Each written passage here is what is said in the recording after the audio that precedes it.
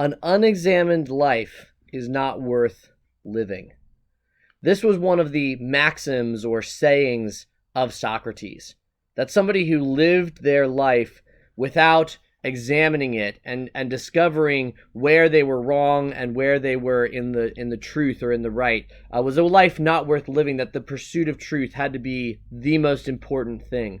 And part of this came from what the oracle at Delphi had inscribed above its the temple, which was "Know thyself." And Socrates took that in a very serious way, that knowing yourself was one of the most important things that you could do in life. And Socrates, this great thinker of ancient Greece, has continued to be one of the most important thinkers of all time.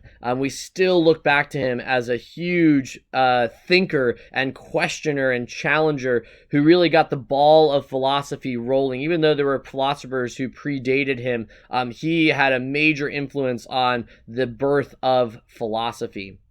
And philosophy is the love of wisdom. We'll talk about this a little bit more in the next chapter. It's the love of wisdom, of right living. And Socrates pursued that passionately, even to his death and to his own detriment. In his early life, his father was a stone cutter, but poor. But we think that he probably gave Socrates a good education, because Socrates frequently quoted from Homer. He was well versed in the verses of Homer and knew them well. And there's some interesting, he grew up in a very exciting time in Greece. He was born 10 years after the Battle of Plataea, right after the Greco-Persian War, and as the golden age of Pericles was on the rise. So this age where so many things were, so much wealth was pouring into Athens. Athens had these great ideals of helping the Ionian city-states. They were building beautiful buildings. They were creating amazing sculptures and art. Their thinkers were flourishing. And Socrates was born in this very exciting time where all these things were happening. And he was the classic Greek, both a thinker and a physical person. He fought during the Peloponnesian War. That was where he became where he came to love Alcibiades, because they fought side by side in that war. And there are some cool, kind of interesting stories about him during that war that I'm going to kind of show you here now about what kind of person Socrates was. So take a look at this.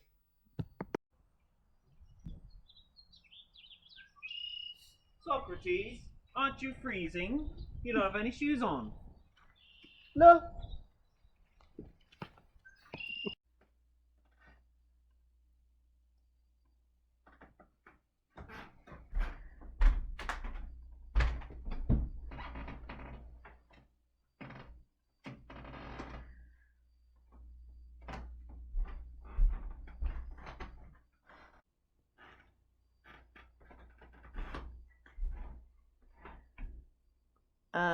Reginald, what's Socrates doing?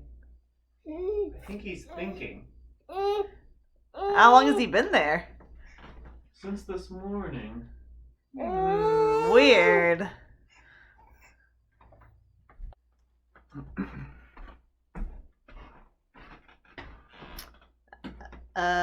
Reginald, what are you doing this time? I'm gonna see if he stays like this all night. I don't know what he's doing.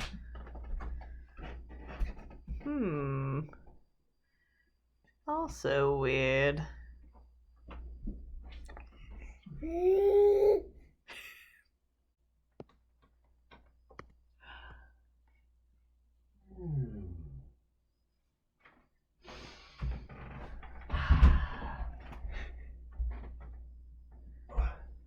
Socrates, did you figure it out? Yes.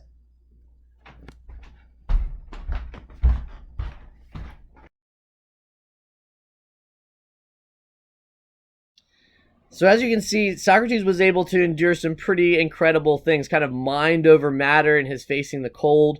His ability to just like stand somewhere and think all day long is crazy to me. Just how active his mind must have been to pursue these questions and these thoughts. One time he refused to obey orders because he believed it would lead him to do the wrong thing, and so he always valued that sort of truth above everything else. I need to do what's right, what's morally right, above obeying somebody who's maybe over me if I think it's going to lead me to something wrong. He also devoted himself to a life of poverty. He was really true to his ideals. He was a person who valued the things of the spirit over the things of the flesh, and so he didn't care. And like the classic Greek idea of mind is more important than body, he really lived that out. He had only one old cloak, which his friends used to kind of make fun of him about, that he only had this one piece of clothing, lived very simply. He had very basic necessities. There's this interesting little story in the book about how he married Xanthippe, a woman who had this violent temper, and would get really mad at him, sort of like the exact opposite of Socrates, this very thoughtful, kind of calm person. And his saying that if he could manage to live with Xanthippe, he could manage to live with anyone, sort of putting his ability to love people to the test in his own home first. So really applied the things that he taught. Wasn't just telling people to do things that he wasn't willing to do himself. And the Athenians had always been thinkers. They had always been people who asked about the origins of things, where things came from, or how did things come into existence? What were things made out of? That was kind of the early thinkers like Thales, who we'll talk about a little bit later, asking these questions about like, what is matter? Where does matter come from, and how does it stay in existence? But by becoming an empire, they had become more involved in these questions of state. What is a state? What are citizens? What does justice look like? What does it mean to be temperate, to kind of be self-controlled, to have courage in a civilized setting?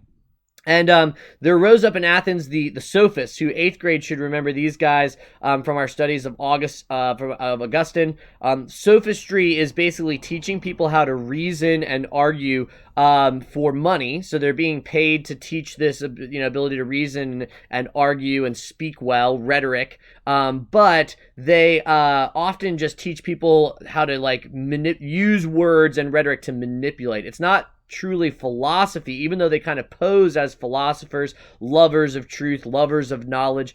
They were often people who just wanted to use knowledge and use the ability to think and speak well in order to get what you wanted, in order to convince people of things that were going to benefit you, sort of like using that idealism in a pragmatic way to serve the self.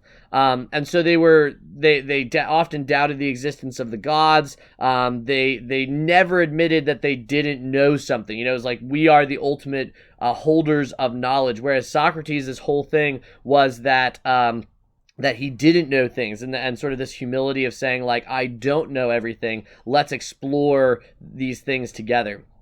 And so, sophists have always been kind of criticized as a pretty negative, like, abuse of learning and of education.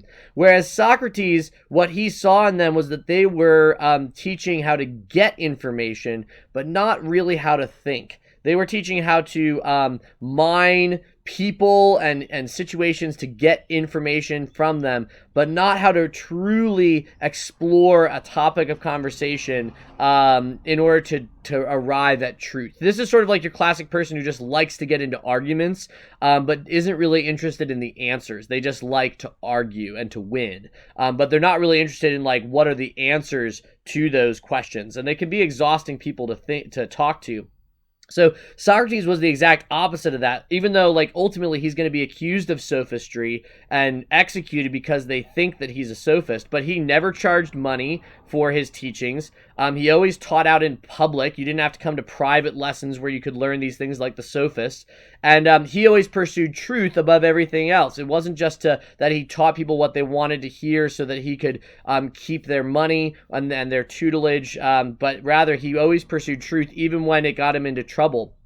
And he showed that it was wrong to pretend to know things that you didn't know. So we call Socratic dialogue is named after him because his whole method of teaching was to ask questions. He would go to people who were supposedly were revered in different areas and asked them questions, sort of like Jesus with the Pharisees, where they were, all the stories where Jesus goes to the Pharisees, these religious teachers, and asks them questions about God, and then shows that they don't actually understand God themselves. And that was kind of what Socrates did. He would go to people, he would question them, and he would ask them questions ultimately that they couldn't find answers for. They would give definitions of things that he would then kind of question the definitions. And always with sort of this humility of like, well, I want you to teach me. I want you to show me what you know. I just don't understand what you're trying to tell me. So can you explain it more fully? And one of his most famous is talking to one of his friends about what is justice, and trying to figure out like, well, what do you think justice looks like? And his friend keeps giving him all these answers that are not satisfactory of what justice is, and he's ultimately not satisfied. But by doing this, it gave him a lot of enemies, ultimately. Well, before I get there, one thing that he believed that virtue was knowledge, that if you knew something was wrong, you wouldn't do it. And so he overvalued reason, like the ability to just reason your way to an answer, that if you could just think your way through to the right thing, you would be able to do that. Didn't count on the sinfulness of man, right? That we, even though we often know the right thing to do, it's hard for us to bend our will to doing the right thing because we have a sinful nature. But in his arguments, he never got personal, never got offended, never got angry at people. He was kind of like the ideal conversationalist because he didn't get all personally invested and angry when people opposed his ideas. He just talked it through and continued to defend what he was trying to say. And because of this, a lot of young Athenians really liked him. They loved listening to him combat their elders in dialogue and show that their elders didn't actually know what they were talking about. It's kind of like fun to watch him take down somebody that was really respected in the community. And so this is where he got himself into trouble. He would reveal that other people didn't know as much as they said they knew, these leaders in the community, and then they would hate him for it rather than loving him because he had revealed an area where they could grow or where they could be more humble. Most people don't like to be humbled. It's not very fun. And so his enemies came at him with all these false accusations. They said that he didn't believe in the gods, and that he was corrupting the youth of the city by teaching them to not believe in the gods and by teaching them basically sophistry, teaching them to just kind of question and challenge and use sort of rhetoric and words to twist everything around and change definitions and question their elders. Whereas ultimately he really wasn't a sophist because he really was trying to pursue the truth, and he wasn't charging anybody any money for it. But this was a time that was dangerous to be doing this kind of questioning. Athens had just gone through getting defeated by Sparta. They had their long walls torn down. Sparta had put in place the rule of the 30, and Athens had just kicked the 30 out and was back to sort of some kind of normal, but was still fighting with Sparta. Everything was very chaotic, and so for this guy to come in, Socrates, and begin questioning and causing this doubt of establishments, people in Athens saw it as pretty dangerous, and so they ultimately brought him to trial, condemning him to death. And the next bit you're going to read about is the apology of Socrates, where he argues in defense of himself and of his teachings to the assembly in Athens.